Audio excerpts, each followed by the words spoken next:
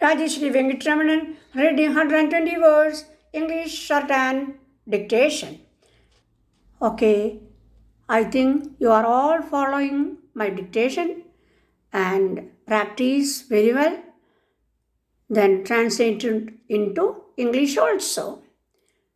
Okay, we can start. In his An Enquiry into the Nature and Causes of the Wealth of Nations, Adam Smith has said the demand for food is limited by the narrow capacity of the human stomach. Writing as he did towards the end of the 18th century, he could not visualize the emergence of Chinese chefs capable of redrawing the demand curve for food with their chopsticks. The culinary art perfected by these experts through their exotic preparations has given rise to a demand explosion as if it were for food in its myriad sophisticated forms. Food habits now appear to be largely influenced by the size of the purse rather than the capacity of the human stomach. Adam Smith would have to concede this point if he visits any of the restaurants in Hong Kong today. Hong Kong is a government's paradise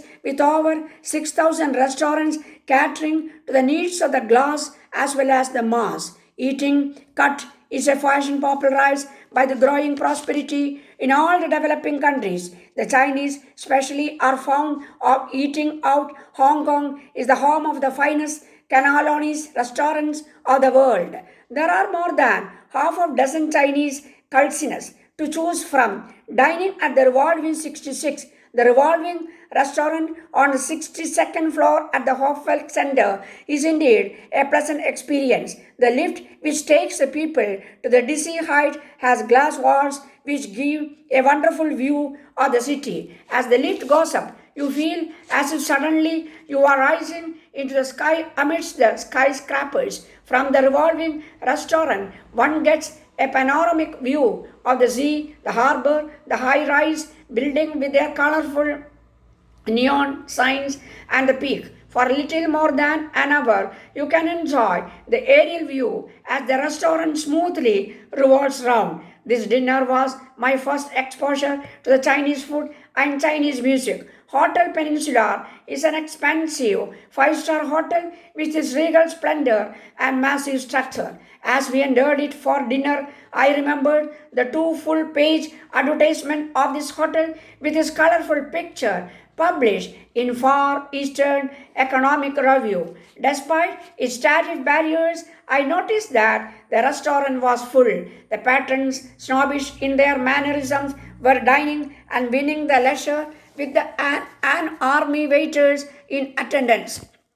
The dinner was elaborate, extending late into midnight. The advertisement referred earlier was Captain. Behind this success stands another referring to another hotel put up by the Peninsula Group behind this hotel. I could only admire it from a distance. The business lunch at Mexican restaurant created some confusion in its electricity. The items from the menu book, whose size was almost equal one third of the size of the table. The fish basket with the attested fish preparations was found to be a good choice. Hong Kong perhaps has enough restaurants to suit the taste of all nationals visiting the territory. Seafood consisting of a wide variety finds favor with the Western plates. A tourist guidebook on Hong Kong has a section Great Eating Adventurers which lists the major restaurants and gives some tips for selection of good eating places.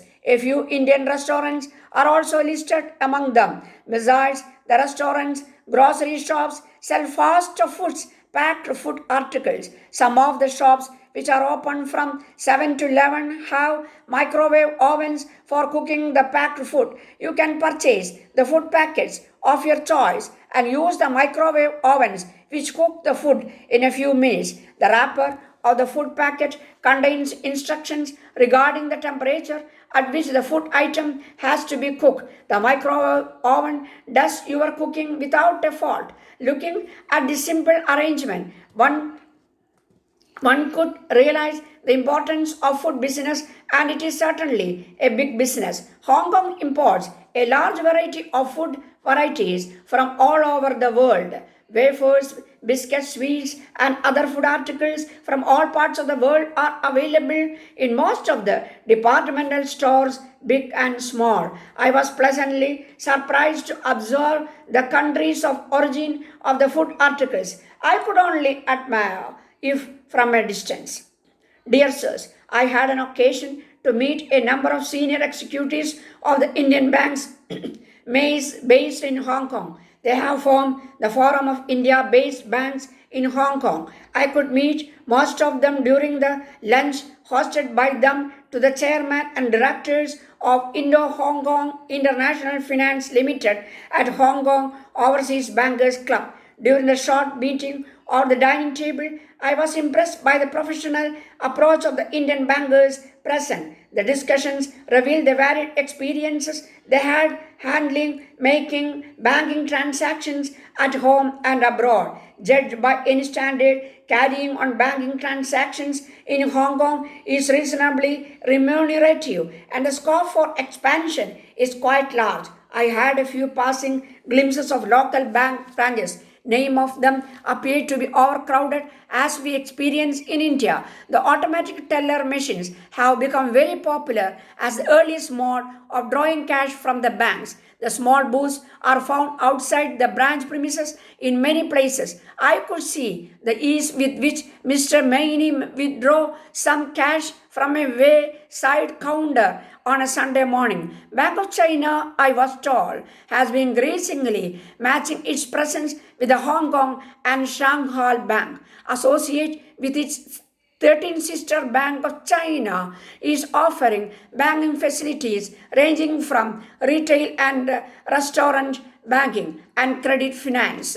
The building was being decorated for the celebration of the 30th anniversary of the People's Republic. There are 22 Japanese banks of Hong Kong. Japan's largest bank has taken over a Chinese bank and extended